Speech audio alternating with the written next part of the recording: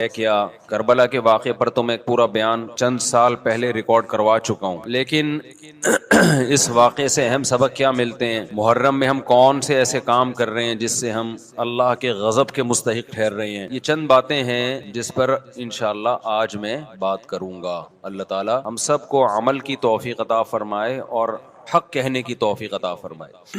دیکھو ایک بات خوب اچھی طرح سمجھ لو، اسلام 1400 سال پہلے مکمل ہو چکا ہے۔ کسی واقعے کی وجہ سے اسلام کو تبدیل نہیں کیا جاتا، بلکہ اسلام کی روشنی میں اس واقعے کے جو تقاضے ہیں ان پر عمل کیا جاتا ہے۔ ہمارے ہاں ہو یہ رہا ہے، واقعات کی بنیاد پہ مسائل نکالے جا رہے ہیں۔ 10 محرم کا دن سیدنا حسین ابن علی رضی اللہ عنہ کی شہادت سے پہلے بھی عظیم تھا، اور سیدنا حسین ابن علی رضی اللہ عنہ کی شہادت کے بعد بھی عظیم دن ہے۔ آج آپ نے ایک نعرہ بہت سنا ہوگا کہ جی اسلام میں فرقہ واریت نہیں ہے، ہم کسی فرقے سے نہیں ہیں۔ میں بار بار کہتا ہوں کہ یہ بڑا خوشنما نعرہ ہے جو سننے میں بہت اچھا لگتا ہے، کچھ باتیں سننے کی حد تک بہت اچھی ہوتی ہیں لیکن پریکٹیکل لائف میں ان کی ویلیو بالکل بھی نہیں ہوتی۔ جب آپ پریکٹیکل لائف میں آتے ہیں تو پھر آپ کو یہ فیصلہ کرنا پڑتا ہے کہ آپ کس فرقے سے تعلق ہے آپ کا۔ آپ سنی ہیں، شیعہ ہیں، معتزلہ ہیں، مرجیہ ہیں، قدریہ ہیں، ناصبیہ ہیں، کیا ہے آپ کا فرقہ؟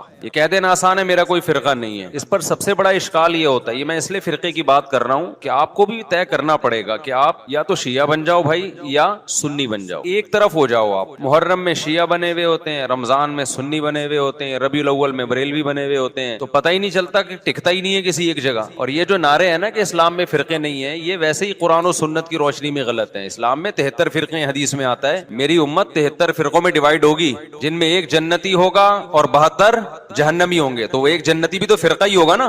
جس نے عمل نہیں کرنا ہوتا نا، وہ یہ کہہ کے جان چھڑاتا ہے کہ میرا کوئی فرقہ نہیں ہے، تاکہ وہ بے پیندے کے لوٹے کی طرح لڑکتا رہے، کبھی ادھر کبھی ادھر، کیونکہ عمل تو کرنا نہیں ہے اس نے۔ فرقہ واریت نا ایک بڑا ٹاپک بن چکا ہے، ہر آدمی فرقہ واریت کے نام پہ منجن بیچ رہا ہے کہ میں فرقہ واریت نہیں مانتا، میں یہ مانتا ہوں۔ ابے تم بس کر دو یار، بس کرو۔ آپ باتیں کرنے پر گورنمنٹ کی طرف سے کوئی پابندی نہیں ہے، پریکٹیکل لائف میں نہیں چلتا یہ سب کچھ۔ تو جو اہل سنت والجماعت سچی مچی کے تھے، اب اہل سنت والجماعت میں بھی ہر آدمی اہل سنت والجماعت بنا ہوا ہے۔ اہل سنت والجماعت کی جو شارٹ فارم اردو میں آئی اس کو سنی کہا گیا، سنت سے نکلا یہ لفظ۔ اس کو کیا کہا گیا؟ بولو نا کیا ہو گیا؟ سنی۔ یہ اہل سنت والجماعت کی کیا ہے؟ کیونکہ اتنا ٹائم نہیں تھا پاکستانیوں کے پاس کہ وہ اتنا لمبا نام لیتے اہل سنت والجماعت، تو انہوں نے اس کو کیا کہنا شروع کر دیا؟ وی آر سنی۔ تو ہم کیا ہیں بھائی؟ فرقہ ہم 73 فرقوں میں ہمارا فرقہ کون سا ہے؟ ہم سنی ہیں، جو اہل سنت والجماعت کی شارٹ فارم ہے۔ یہاں تک بات کھوپڑی شریف میں آ گئی۔ اب جو سنی ہے نا، ان کے کچھ مخصوص عقیدے ہیں، وہ عقیدے ہوں گے تو آپ سنی ہوگے، وہ عقیدے نہیں ہے تو آپ سنی نہیں ہے۔ لیبل لگاتے رہو۔ جیسے امریکہ اس بات کا اعتراف کر رہا ہے کہ پچھلے 24 گھنٹوں میں 1,20,00,000 بیرل جو تیل ہے اس کی بڑی آسانی کے ساتھ آبنائے ہرمز میں جو ہے ترسیل نہیں ہے، لیبل لگاتے رہو۔ جیسے وہ بار بار میں ایک چٹکلا سناتا ہوں نا کہ ایک آدمی نے چاول کی بوری پر، چینی کی بوری پر چاول لکھا ہوا تھا۔ لوگوں نے پوچھا بھائی اندر چینی ہے باہر چاول، کہتے ہیں مکھیوں کو دھوکہ دینے کے لیے، مکھیاں بہت بیٹھتی ہیں۔ تو لیبل کیا لگا دیا؟ چاول کا، اندر کیا ہے؟ چینی۔ تو ایسے ہی بہت سے لوگ لیبل یہ لگاتے ہیں کہ اہل سنت والجماعت ہم سنی ہیں، لیبل انہوں نے سنی کا لگا دیا، اس فرقے کا لگا دیا جس کو ہم نجات یافتہ سمجھتے ہیں، لیکن اندر مال جو پڑا ہوا ہے وہ سنی والا مال نہیں ہے۔ تو یاد رکھو، چاول کے لفظ سے کیا مکھی دھوکہ کھا سکتی ہے اور بوری پہ نہ آئے؟ تو کیا سنی کے لفظ سے فرشتے دھوکہ کھا سکتے ہیں؟ یہ معاذ اللہ، اللہ دھوکہ کھا سکتا ہے جبکہ اندر مال سنی والا نہیں ہو؟ یہ ہو سکتا ہے کیا؟ تو اس لیے میں کہتا ہوں آپ ایک چیز ہو جاؤ، یا سنی ہو جاؤ یا شیعہ ہو جاؤ یا کچھ اور ہو جاؤ۔ کبھی ادھر جا رہا ہے، کبھی ادھر جا رہا ہے، کبھی ادھر لڑک رہا ہے۔ محرم میں شیعہ بن رہا ہے، ربیع الاول میں بریلوی بن رہا ہے، رمضان میں انسان کا بچہ بنتا ہے۔ میں یہ نہیں کہہ رہا کہ بریلوی انسان کے بچے نہیں ہیں، یعنی رمضان میں ایسا لگے گا جیسے بہت نیک آدمی۔ تراویح میں پہلے 3 دن دیکھو نا آپ۔ ابھی تو میں یہ بات ہی نہیں کر رہا کون جنتی کون جہنمی، کون غلط کون صحیح، ابھی تو میں صرف یہ بتا رہا ہوں کہ اسلاف نے 73 فرقوں میں سے جو ایک جنتی ہوگا اس کو ایکسپلین کیسے کیا ہے۔ اگر بریلوی اس پہ پورے اترتے ہیں تو بھائی وہ جنتی ہیں، میں کسی کو جہنمی جنتی نہیں کہہ رہا، میں تو ایک کرائٹیریا بتا رہا ہوں۔ ہو سکتا ہے میں نہ اترتا ہوں، بریلوی بھائی پورے اترتے ہوں، شیعہ لوگ پورے اترتے ہوں، کسی ایک کو میں یقینی طور پہ نہ جنتی کہہ رہا ہوں نہ جہنمی، میں تو کہہ رہا ہوں کہ آپ فیصلہ کرو کہ آپ ادھر ہو یا ادھر ہو، درمیان میں نہ لٹکو. ایسا نہیں ہو سکتا ایک ٹانگ جہنم میں ایک ٹانگ جنت میں آپ کی، یا تو پورے ادھر جاؤ گے یا پورے ادھر جاؤ گے. کھوپڑی شریف میں بات آ رہی ہے کہ نہیں آ رہی ہے؟ تو نبی صلی اللہ علیہ وسلم نے فرمایا جنتی فرقے کی علامت ما انا علیہ و اصحابی، جس پر میں اور میرے صحابہ ہوں. اب نبی اور نبی کے صحابہ کس طریق پر تھے، کس ٹریک پر تھے، اس کو امام طحاوی رحمہ اللہ تعالی جو حنفیہ میں بہت بڑے محدث گزرے ہیں، امام ابو حنیفہ کے شاگردوں کے شاگردوں کے شاگردوں میں تھے، انہوں نے اس دور میں ایک کتاب لکھی عقیدہ طحاویہ کے نام سے، اور اس میں اہل سنت والجماعت کے عقائد اور ان کی بنیادی عقیدوں کو ایکسپلین کیا، ایک متن لکھا جو پوری دنیا میں مانا گیا، اور پوری دنیا کے علماء کا اتفاق ہوا کہ اہل سنت والجماعت میں داخل ہونے کے لیے ان عقیدوں کا ہونا ضروری ہے. اہل حدیث نے بھی مانا اس کو، اب اہل حدیث کی یونیورسٹی میں پڑھایا جاتا ہے، حنفیوں نے بھی مانا، مالکیوں نے بھی مانا، شافعیوں نے بھی مانا، حنبلیوں نے بھی مانا، سعودی عرب کی یونیورسٹی میں بھی پڑھائی جاتی ہے. وہ لکھنے والے اگرچہ حنفی تھے لیکن وہ جو عقیدے تھے وہ سب کے ہیں، وہ اس سے اہل سنت غیر اہل سنت سے کیا ہو رہے تھے، ان میں فرق ہو رہا تھا. سمجھتے ہو کہ نہیں سمجھتے؟ اس کتاب کا نام کیا ہے؟ العقیدۃ الطحاویہ. وہ کتاب جو لکھی گئی ہے نا، پوری دنیا نے اس لیے مانی کہ اس میں ہر عقیدے میں قرآن اور سنت اور اجماع صحابہ، ان تین کو بنیاد بنایا گیا ہے. قرآن سے ہو، اور قرآن کی ایسی تشریح جو حدیث مانتی ہو، اور قرآن اور حدیث کی وہ تشریح جو صحابہ مانتے ہوں. لہذا اس وقت پوری دنیا میں جو اہل حق علماء تھے ان کا اتفاق ہو گیا، اور اب تک یہ اتفاق چلا آ رہا ہے کہ جو ان عقیدوں سے ہٹے گا وہ یا تو قرآن کے راستے پر نہیں ہے، یا نبی کے راستے پر نہیں ہے، یا صحابہ کے راستے پر نہیں ہے. اٹ مینس کہ وہ اہل سنت والجماعت سے خارج ہے. خارج کہہ کے ہم اس کو کافر نہیں کہہ رہے، کافر کہنا نہ کہنا یہ ایک الگ بحث ہے. کچھ کافر ہیں کچھ کافر نہیں ہے، لیکن وہ نجات یافتہ فرقوں میں نہیں ہے. بہرحال وہ اس فرقے میں نہیں ہے جس کی نبی صلی اللہ علیہ وسلم نے جنت میں جانے کی گارنٹی لی ہے. سمجھتے ہو کہ نہیں سمجھتے ہو؟ اب ان عقیدوں میں کیا ہے بھائی؟ وہ یہ کہ اہل سنت والجماعت جب بھی کوئی مسئلہ نکالیں گے اس کی بنیاد چار چیزیں ہوں گی: قرآن، حدیث، اجماع امت. یعنی ایسی تشریح کبھی نہیں کی جائے گی قرآن و سنت کی جو امت کے اجماع کے خلاف ہو، کیونکہ امت حدیث میں بہت دفعہ یہ کہ امت گمراہی پہ جمع نہیں ہو سکتی. آپ ایسی تشریح کسی حدیث کی کر رہے ہیں جو کوئی بھی نہیں مانتا اب تک، اس کا مطلب آپ گمراہی پھیلا رہے ہیں. اور چوتھی چیز ہے قیاس.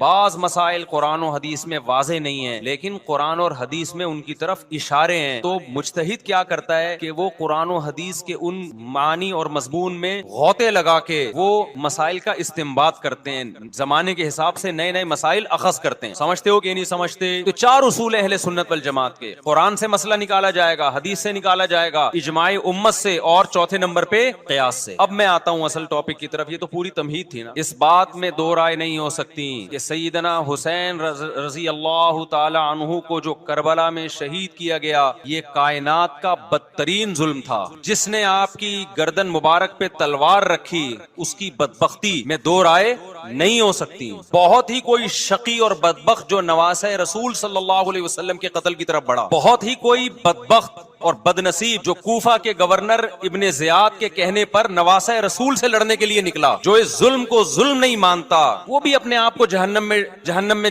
جانے کے لیے تیار کر رہا ہے. پھر کربلا میں ایک بڑا ظلم یہ ہوا کہ صرف سیدنا حسین ابن علی کو شہید نہیں کیا گیا، آپ کے ساتھ جتنے مرد تھے سب کو شہید کر دیا گیا. لیکن ہمیں پیغمبر صلی اللہ علیہ وسلم اور صحابہ کی سیرت میں کیا ملتا ہے؟ میں ایک آیت سے آپ کو سمجھاتا ہوں. مشرکین مکہ حضرت ابراہیم علیہ الصلوۃ والسلام کی کے نسب میں ہونے پر اور آپ سے محبت پہ بڑا فخر کیا کرتے تھے کہ ہم ابراہیم کی اولاد میں ہیں، ہم ابراہیم کے دین پہ ہیں. اللہ نے کیا فرمایا رسول اللہ صلی اللہ علیہ وسلم سے کہ ان اول الناس بابراہیم للذین اتبعوہ. اے نبی آپ ان سے کہہ دیجئے ابراہیم سے محبت کے خالی پیلی کے دعوے مقبول نہیں ہے. ابراہیم کے زیادہ حقدار وہ ہیں جو ابراہیم علیہ السلام کی اتباع کرتے ہیں، اور یہ پیغمبر اور صحابہ یہ ابراہیم علیہ السلام کے دین کو فالو کرتے ہیں، اور تم ابراہیم کے دین کو فالو نہیں کر رہے، ان سے محبت کے دعوے دار ہو. تو خالی محبت کے دعوے داری اللہ کے ہاں مقبول نہیں ہے. اللہ کے ہاں وہ محبت کی دعوے مقبول ہیں جس میں آپ محبوب کو فالو کر رہے ہو. سیدنا حسین ابن علی رضی اللہ تعالی عنہ جو جنت کے جوانوں کے سردار ہیں، آپ سے محبت کا دعویٰ اس وقت مقبول ہوگا جب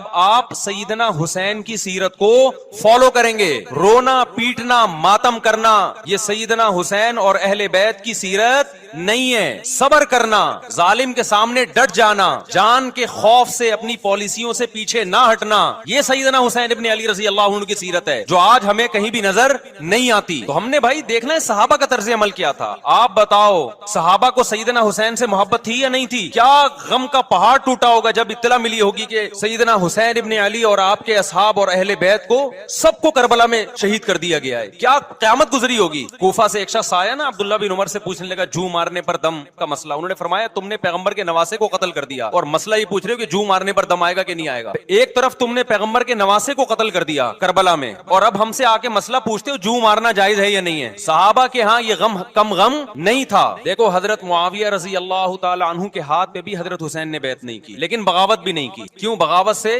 فتنے کا اندیشہ تھا. حضرت حسن جو حضرت حسین کے بڑے بھائی تھے, انہوں نے سیدنا معاویہ رضی اللہ تعالی عنہ کے ہاتھ پہ بیعت کی اور اس اختلاف کو ہمیشہ کے لیے اپنی کوشش کے مطابق ہمیشہ کے لیے ختم کر دیا. ختم ہوا نہیں ہوا ایک الگ بحث ہے, لیکن حضرت حسن کا مقصد کیا تھا کہ مسلمانوں کی دو جماعتوں کو میں آپس میں لڑتا ہوا نہیں دیکھ سکتا. لوگوں نے کہا آپ خلافت کے حقدار ہیں, آپ نے فرمایا میں دستبردار ہوتا ہوں سیدنا معاویہ کے حق میں. حضرت حسن بیعت ہو گئے حضرت معاویہ سے اور یہ اختلاف کو کیا کر دیا؟ ختم. حضرت حسین بیعت نہیں ہوئے, لیکن حضرت حسین نے بغاوت بھی نہیں کی. ہر ایک کی اپنی رائے تھی, حضرت حسن کی اپنی رائے تھی. ان کا خیال تھا کہ بیعت ہونا مسلمانوں کے لیے زیادہ مفید ہے, ایک پاورفل حکومت ہوگی, ایک طاقتور ریاست ہوگی, ورنہ لڑتے رہیں گے آپس میں. حضرت حسین کا موقف یہ تھا کہ میں بغاوت تو نہیں کروں گا لیکن بیعت بھی نہیں ہوں گا, کیونکہ اگر بیعت ہو گیا تو اس سے جو خلفائے راشدین کے دور میں جو خلیفہ کی سلیکشن کا طریقہ تھا وہ طریقہ ختم ہو جائے گا. تو میں اگر اس طریقے کو نہیں لا سکتا تو اس کے خلاف کو پروموٹ بھی نہ کروں. میں یہ بھی ایک رائے تھی. میں سمجھا پا رہا ہوں اپنی بات؟ بھائی رائے کا اختلاف ہوتا ہے نا. نبی صلی اللہ علیہ وسلم نے فرمایا اذا اجتہد المجتہد فإن اصاب فلہ اجران وإن اخطأ فلہ اجر واحد. جب کوئی مجتہد اللہ کی رضا کو سامنے رکھ کے اجتہاد کرتا ہے, صحیح اور غلط کا فیصلہ کرنے بیٹھتا ہے, رائے یعنی اس کا مقصد اللہ کی رضا ہو, تو اگر وہ درست نتیجے پہ پہنچے تو 2 ثواب, غلط نتیجے پہ پہنچے تو بھی 1 نیکی اس کو ملتی ہے, اس لیے کہ اس کے بس میں جو خیر خواہی کا کے لیے جو تھا وہ اس نے کر دیا. رائے کا اختلاف ہوتا ہے. تو حضرت حسن رضی اللہ تعالیٰ عنہ بیعت ہوئے حضرت معاویہ کے ہاتھ پہ, سیدنا حسین نہ بیعت ہوئے اور نہ آپ نے بغاوت کی, خاموشی اختیار کی. حضرت معاویہ رضی اللہ تعالیٰ عنہ نے سیدنا حسین کو تلوار کی زور سے بیعت پر مجبور نہیں کیا, بلکہ نواسہ رسول کا خیال کیا اور وصیت بھی کی لوگوں کو. لیکن جب حضرت معاویہ کے بعد یزید جانشین ہوا, اس کی سب سے بڑی غلطی یہ تھی کہ اس نے نواسہ رسول صلی اللہ علیہ وسلم اور آپ کے ساتھ جو چند اہل بیت اور چند صحابہ تھے اس وقت بھی حضرت حسین نیوٹرل تھے. نہ حضرت حسین نے بغاوت کا ارادہ کیا اور نہ بیعت کرنے کا ارادہ کیا. یزید ابن معاویہ کو چاہیے تھا کہ سیدنا حسین رضی اللہ عنہ کو اپنے حال پہ چھوڑ دیتا, اپنے والد کی طرح. حضرت حسین رضی اللہ تعالیٰ عنہ کو جب کوفہ سے خطوط آئے, یہ میں وضاحت اس لیے کر رہا ہوں کہ حضرت حسین بغاوت کے لیے نہیں نکلے تھے, اس مسلمان حاکم کے خلاف بغاوت کے لیے نہیں نکلے تھے, کیونکہ رسول اللہ صلی اللہ علیہ وسلم کی بہت ساری صحیح حدیث ہے اس بارے میں کہ جو باغی ہے, جو ریاست کے خلاف بغاوت کرتا ہے, اس کو نبی صلی اللہ علیہ وسلم نے اس عمل کو پسند نہیں کیا. تو حضرت حسین رضی اللہ تعالیٰ عنہ کو کوفہ سے خطوط آئے کہ یہاں سارے کے سارے لوگ آپ کے ہاتھ پہ بیعت کرنے کے لیے تیار ہیں. ظاہر ہے جب کسی علاقے کے لوگ دارالخلافہ ہو اور سب بیعت ہونے کے لیے تیار ہوں, پھر آپ کا جانا یہ بغاوت کا عمل نہیں کہلاتا. حضرت حسین رضی اللہ تعالیٰ عنہ اہل بیت کے ساتھ نکلے, کربلا میں جب پہنچے, مشہور واقعہ آپ 20 دفعہ سن چکے ہیں. وہاں جا کے آپ کو اطلاع ہوئی کہ وہ خبر غلط تھی اور عبید اللہ بن زیاد نے پورا لشکر بھیجا سیدنا حسین رضی اللہ تعالیٰ عنہ کو مجبور کرنے کے لیے کہ میرے ہاتھ پہ آپ زبردستی بیعت ہو جائیں. حضرت حسین رضی اللہ تعالیٰ عنہ نے مطالبے رکھے کہ یا تو مجھے واپس جانے دیا جائے, اور اگر بیعت کرنا ہی ہے تو میں دمشق میں امیر کے ہاتھ پہ جا کے بیعت کروں گا. بہت معقول مطالبے تھے یہ. میرا مقصد ابھی کربلا کا واقعہ بیان کرنا نہیں ہے, اس پہ بہت کچھ کہا جا چکا ہے, خود میرا بھی بیان اس پہ تفصیل سے ہو چکا ہے. اس کے بعد بھی سیدنا حسین رضی اللہ تعالیٰ عنہ کو مجبور کرنا کہ عبید اللہ بن زیاد جو بدبخت انسان, جو قاتل تھا اہل بیت کا, اسی کے ہاتھ پہ لازمی بیعت ہو, جبکہ وہ امیر بھی نہیں ہے, وہ گورنر ہے ایک علاقے کا. تو نواسہ رسول کا خیال نہ کرنا یہ بدترین ظلم تھا جو اس وقت حکومت سے ہوا ہے. حضرت حسین رضی اللہ تعالیٰ عنہ, دیکھو نبی صلی اللہ, آج ہم دیکھتے ہیں کہ جو بڑا آدمی ہوتا ہے نا اس کی قربانیاں ہوتی ہیں, اس کی بڑی بڑی قربانیاں ہوتی ہیں. چھوٹے اپنے بڑوں کی قربانیوں کو کیش کراتے ہیں. آپ نے دیکھا ہوگا فلاں نے بڑی قربانیاں دی اور بچے موج کر رہے ہیں, دیکھا نا آپ نے, لیکن اللہ تعالیٰ نے رسول اللہ صلی اللہ علیہ وسلم کے نسب کو اس سے محفوظ کیا. ہمارے نبی کے دو بیٹے حسن حسین, آپ کی نسل حضرت فاطمہ سے چلی ہے, دونوں شہید ہوئے ہیں. اس میں بہت بڑی حکمت تھی کہ پیغمبر صلی اللہ علیہ وسلم نے سب سے پہلے تربیت اپنے گھر والوں کی ہے. آج لوگ باہر فنٹر بنے ہوئے ہوتے ہیں, تبلیغیں کر رہے ہوتے ہیں, اپنے گھر کی ان کو پرواہ نہیں ہوتی. نبی صلی اللہ علیہ وسلم نے سب سے پہلے جو تربیت کی ہے کس کی ہے؟ حضرت حسن اور حسین کی ہے. تو جب کربلا میں آپ کو چاروں طرف سے گھیر لیا گیا اور آپ کو مجبور کیا گیا کہ آپ نے ابن زیاد کے ہاتھ پہ بیعت کرنا ہے, تو آپ نے اس ذلت کو گلے لگانے سے انکار کر دیا. آپ کو 100% یقین تھا کہ اتنے بڑے لشکر کے سامنے میں ٹھہر نہیں سکتا, اسباب کی دنیا میں فتح کی امید نہیں ہے. لیکن حضرت حسین رضی اللہ تعالی عنہ نے لڑنے کا فیصلہ کر کے اور شہادت کو قبول کرنے کا فیصلہ کر کے ابن زیاد اور اس زمانے کے حکمران جو اس قتل پہ راضی تھے, قیامت تک کے لیے ان پہ لعنت کے سلسلے کا دروازہ کھول دیا. بعض دفعہ اللہ بھی یہ چاہتے ہیں کہ بدبختوں کو ڈھیل ملے تاکہ ان کا جرم سنستدرجہم من حیث لا یعلمون. قرآن کہتے ہیں ہم ان کو ڈھیل دیں گے, ان کو برائی میں ہم آگے بڑھنے دیں گے, ایسے بڑھنے دیں گے کہ ان کو خود بھی پتہ نہیں چلے گا, تاکہ قیامت کے دن ان کا عذاب ان کو کئی گنا بڑھا کر دیا جائے. اب میرے بھائی ہمارے لیے کیا سبق ملتا ہے؟ جب یہ واقعہ ہوا عالم اسلام میں کوہرام مچ گیا, لیکن کیا اس واقعے کے بعد اہل بیت کی جو مقدس اور پاکیزہ عورتیں تھیں, کیا انہوں نے نوحہ کیا یا صبر کیا؟ آپ کا ضمیر کیا کہتا ہے, انہوں نے نوحے پڑے ہوں گے یا صبر کیا ہوگا؟ بولو بھائی, صبر کیا. عبداللہ بن عمر رضی اللہ تعالیٰ عنہ جو کوفہ والوں کو ملامت کیا کرتے تھے کہ تم جو مارنے کے مسئلے ہم سے پوچھتے ہو, تم نے حسین کا قتل کر دیا, تو یہ حضرت ابن عمر نے اسی لیے کہا نا کہ آپ کو اس کا غم ہوا تھا. تو ابن عمر کا عمل کیا تھا؟ کیا انہوں نے ماتم کیا؟ کیا انہوں نے چھروں سے اپنے آپ کو مارا؟ حضرت حسین کا قتل بھی ظالمانہ, اور اس سے پہلے سیدنا عثمان کا قتل بھی ظالمانہ. اگر نوحہ یا ماتم جائز ہے تو حضرت عثمان کی شہادت کے دن بھی جائز ہے, حضرت حسین کی شہادت کے دن بھی جائز ہے, اور اگر ناجائز ہے تو جیسے عثمان کی شہادت کے دن ناجائز, حسین کی شہادت کے دن بھی ناجائز ہے. سمجھ میں آ رہی ہے بات کہ نہیں آ رہی ہے؟ قرآن کیا کہتا ہے ایسے مواقع کے بارے میں؟ تلک امۃ قد خلت لہا ما کسبت ولکم ما کسبتم. قرآن جب بھی پرانی امتوں کے واقعات بتاتا ہے, قرآن کہتا ہے یہ ایک قوم تھی جو گزر گئی, انہوں نے جو کیا اس کا بدلہ ان کو ملے گا, تم جو کرو گے اس کا بدلہ تمہیں ملے گا. تو ہمیں اللہ نے اس واقعے میں بھی بتا دیا کہ سیدنا حسین کا واقعہ, کربلا کا واقعہ جب سنا کرو تو یہ سوچا کرو یہ قوم تھی جو گزر گئی, جس نے اچھا کیا, حسین ابن علی نے اچھا کیا, ان کو اس اچھائی کا بدلہ ملے گا. اور جو حضرت حسین کے قتل کے ہاتھوں, قتل کے حضرت سیدنا حسین کے مبارک خون سے جن کے ہاتھ آلودہ ہوئے کیونکہ قتل کیا نا انہوں نے, تو لہا ما کسبت, ان کو اس ظلم کا بدلہ بھی ملے گا. تو ہمارا کام کیا ہے؟ ہم نے فالو کرنا ہے حسین کے راستے کو, نہ کہ حسین کے نام پہ ہم نے ماتم کرنے ہیں. حسین کا راستہ کیا ہے جس کو ہم نے فالو کرنا ہے؟ اب میں چند چیزیں آپ کو بتاتا ہوں. سب سے پہلا سبق جو ہمیں کربلا میں ملتا ہے کہ عزت اور دین, ایک طرف دنیا ہے. دیکھو اگر حضرت حسین رضی اللہ تعالیٰ عنہ ابن زیاد کے ہاتھ پہ جا کے بیعت ہو جاتے, آپ کیا سمجھتے ہو بے تحاشا مال و دولت حضرت حسین پہ خرچ نہیں کرتا کیا؟ وہ جب ایک بڑا آدمی کسی کے ہاتھ پہ بیعت ہوتا ہے تو اس کو بھی تو فائدہ ہوتا ہے نا اس سے. اور کیا حضرت حسین کو یقین نہیں تھا کہ کربلا میں شہید ہو جاؤں گا؟ فتح اور نصرت کی اسباب کی دنیا میں کوئی امید نہیں تھی, مگر آپ نے اہل بیت کو کربلا میں رسوا کرنے پر عزت کی موت کو ترجیح دی ہے. آج اگر آپ میں یہ ظرف ہے کہ آپ عزت کی موت کو ذلت کی زندگی پر ترجیح دیتے ہو تو پھر آپ حسینی ہو. نہیں یہی بات میرا خیال ہے, سمجھ